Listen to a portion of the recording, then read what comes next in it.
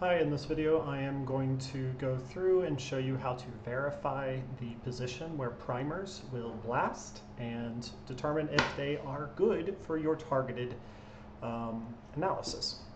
So in this situation I am starting with pre-designed primers obtained from looking at a previous analysis. These were developed by looking at an old version of the Panicum Hallei assembly, I believe targeting fill, the variety fill. And so they were based off of that, and then they aligned sequences to variety Hall in order to find positions where there are indels. However, since that point, there have been further advances in the sequencing technology, new generations of the assembly, and so for now time testing, I want to be able to determine, does this primer fit? So far I've already tested 4 spread across linkage group 1, which corresponds to chromosome 1 in the modern assembly. However, I don't know, or at least I didn't at the time, know where that column should be, and that's what I was trying to figure out. So here's the forward primer, here's the reverse primer, here is the polymorphic sequence detected in fill 2, and here it is in Hall 2. So we can see that they are different links. That's because these are all targeting indel polymorphisms, insertion, deletion events. So for example, fill 2, if I count how many letters are in here, had 28 letters, Hall had 2 letters, and so I expect that if I produce an amplicon via PCR reaction, the difference in length will be about 26 base pairs. That is easily resolved on a gel electrophoresis, and so it is a good target from just a raw numbers. What we're going to learn is that it's currently not a good target. Let me undo this strike through, and let's talk about why. So what I did is I took this forward and reverse primer and I pulled up a system called Primer BLAST. Here's the output. What I learned is that the reverse primer has a polymorphism in the variety Hall version 2.1, which means it's not great. It's not a terrible mutation. For the forward primer, anything on this side of the primer, which is the polymerase is kind of, I'm reversed. So the polymerase, there you go. The polymerase is going to the right here. The mutation on this end is catastrophic. It simply won't work under most circumstances. Here's a little bit dangerous. It is also an A to a G. I'm not really sure how that affects things, although I think there are people out there who could kind of predict how good it is. On the other side, I'm more worried about the polymerase going in the opposite direction. There is no mutation there. It is all the way on the right side, on the 3' side of that primer. I'm not as worried about it. So that's just because moving backwards, like where the primer really has to attach well, it is complementary. So not terribly concerned, but still not ideal. The second one I checked is perfect. It's got all dots. That means it's a complete match. The amplicon length is reasonable. It even matches kind of the predicted difference. So that second one was great. Let's talk about how I got this analysis. So the first thing I did is I found the Primer BLAST tool. So you can just search for NCBI Primer BLAST. In this situation, I am not trying to search a particular sequence, although I could have. Instead, I am trying to test my own primers. And so I put my forward, I put my reverse in here. I came down here, I'm not working with RNA, I'm targeting genomic DNA, and so I'm not really messing with them in these settings. By default, it's actually searching through mRNA, so that's definitely not what I want. Instead, I set it to custom, and then I found the refseq ID for the assembly I want to search for. So there's a lot of terms there. Basically, if I go online and I search for NCBI Panicum Hallei var Hall, I think that might pull it up. Okay, yeah, that looks like it pulled it up in taxonomy browser. Great place to search for things. So if I just wanted to see all Panicum Hall, I could either go click here or I could just search for it.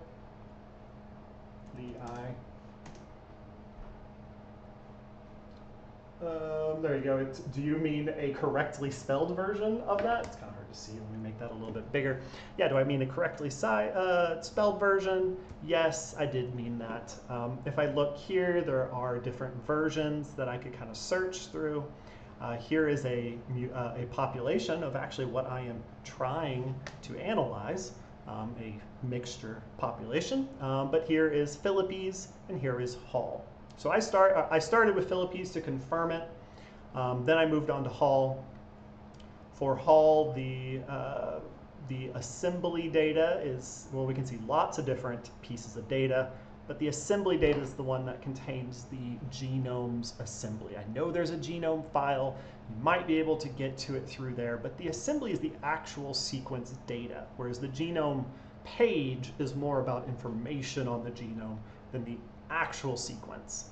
So we call that the assembly or reference sequence or reference genome, lots of different terms, but that's what I want. Once I get to that page, then I can actually see here is my GenBank ID. That is the one that I chose. Here is what I copy and pasted into my BLAST. So there we are. I just paste that in there. And now I am ready to search. I didn't really fill out anything else. I think I did actually erase this, but as far as I can tell, as soon as you add this custom, it stops considering these other values. If you do have a problem, maybe clear it out because that is what I did. I often recommend to click Show Results in a new window. That way, if you did forget something, you can always go back and figure it out. It does take a minute to run, so I'm just going to jump to my results for that second primer. Here is where I found one that was a good match, unlike the other ones I tested, which have various polymorphisms, like this being a very bad polymorphism. We have a, for the forward primer, on that end where the polymerase is going to start attaching itself to just the molecule, we have a mutation. That's probably not going to amplify, or at least not amplify very well. And so definitely don't want to use that primer. This one, it's probably a tolerated mutation, so this will probably amplify. There is no off-site amplification, so it's probably actually fine. You know, ideally, we would be a perfect match, but it's probably fine. All right. So anyways, back to my results. Let's see if it's finished. Yep, there it is. So I got that result again. Here is the top match. This is the sequence it's targeting. 203 base pairs. All of that makes sense given my like knowledge of the previous project. That's about the product length that they targeted. However, there is some mutations here. If I scroll down, I can see off-site locations. There are some parameters that kind of dictate how long the product can be. The product length also matters in terms of your PCR reaction. So if you have a long enough extension, you might end up extending into longer amplicons. And that means that if there is an offsite that is longer, you could preferentially amplify it. In fact, this and this are pretty similar matches. That's not true. These both have mutations at the ends. So none of these offsites are terribly concerning, but the fact that this isn't great is a little concerning. But these are your offsites. And we can even see that chromosome 9, chromosome 2, chromosome 3. Not chromosome 1 like we were expecting to target. Here, same thing, except here we have no mutations. All of the offsites have plenty of mismatches. So even if occasionally it does manage to amplify these, they're both very long, which means they're not as likely to be completed during a fairly confined extension length as part of the PCR reaction. So it's like how long the polymerase is held at a temperature that allows it to extend. 1600, that's probably reasonable. Some of these polymerases are extremely fast with thousands of base pairs per 30 seconds. But it does kind of depend upon the system you're using. So in the end, this is a good primer. This is definitely one that I would promote. So going back to my sheet, I kind of go through and I fill all this information in to record it. So where did the forward primer start? Where did it end? Where did the reverse primer start? Where did it end? How was that total length of the amplicon? So 228. Did it match? I even put some math in there. So I said 20 out of 20 positions match, 20 out of 20 positions match.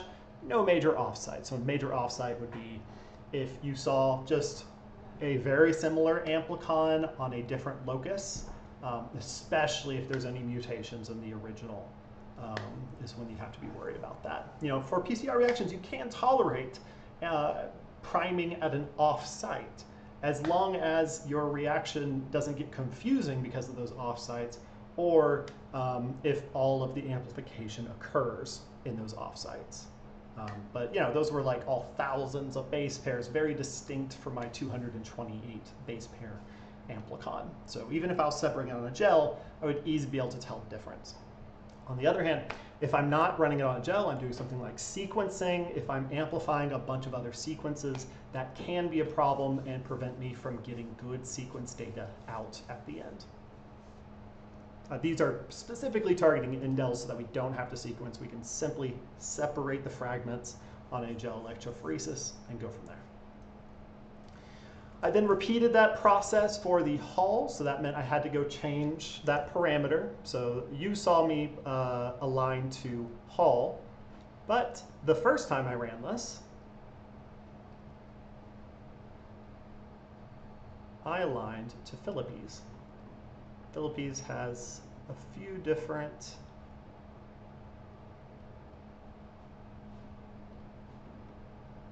I didn't find it this way.